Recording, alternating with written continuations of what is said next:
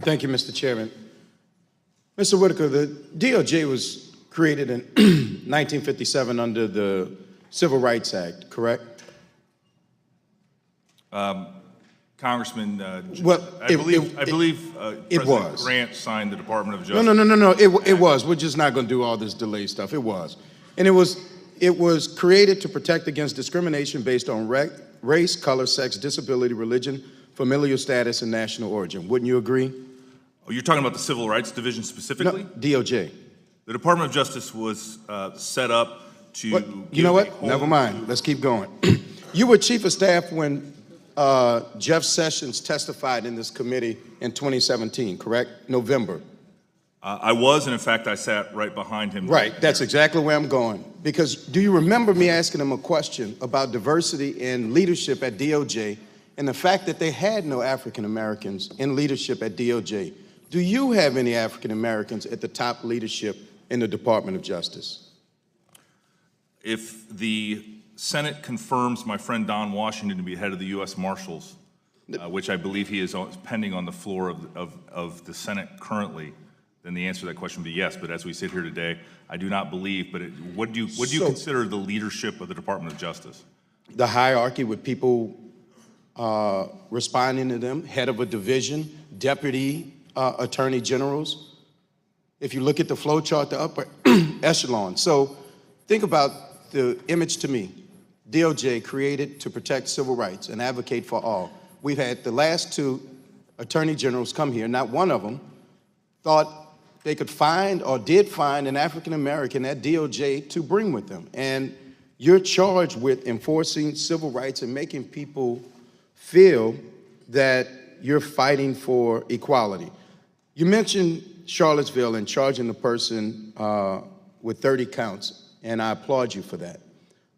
Do you believe that in Charlottesville there were good people on both sides?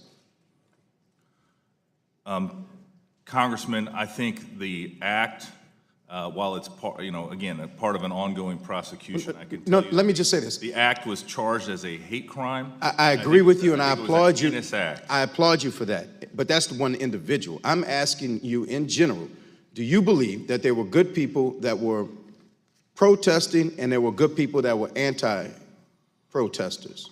So I'm talking about the people marching with lights, the tiki torches and the chants. Do you think that some of them were good people, is the short question. Congressman, there is no place in a civil society for hate, for white supremacy, or for white nationalism. Thank you. Also, out of the 115,000 employees that you have at DOJ, are any of them transgender? Congressman, as I sit here today, I don't know the answer to that question. I can imagine that generally, based on the way the population is distributed, that we would. I would also be happy to get back to you to that answer if those people identify that way. Would you have a problem with a transgender person being from a clerk to an agent in the field for any of your law enforcement agencies? No. Thank you. You mentioned also that voter fraud is of a serious concern. How many voter fraud cases have you all initiated? Congressman, as I mentioned in previous questioning, I'm happy to get those specific details back to you.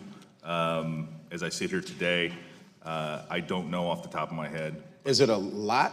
Is it a few? I mean, if we're talking about a serious concern in the United States of America, I would think we're talking over 100, or we're talking less than 25. But if you don't know a ballpark, I'm fine with that. What about North Carolina? Because that is the only congressional seat that has not been determined because of widespread voter suppression in that race. Is the DOJ, have they opened an investigation in that? And if they have, I guess you can't talk about it. Congressman, are you looking at that? While I can't talk about open investigations, and I appreciate your acknowledging that there might be open investigations, I am very aware of what is happening in North Carolina. We have previously done voting rights cases in North Carolina, and we're watching that situation very carefully. Well, I don't want to go over my time, and I guess in the last 12 seconds, I will just implore you to implore, which will now be the third Attorney General during this term, that after 2 years, we should be doing better with diversity in the Department of Justice, and I'm talking more specifically black and brown people and women. I applaud you for having one woman with you, but the DOJ should look like the country. And you all have been here twice, and it is not a fair representation of what makes this country great. With that, I yield back the balance of my time. Thank the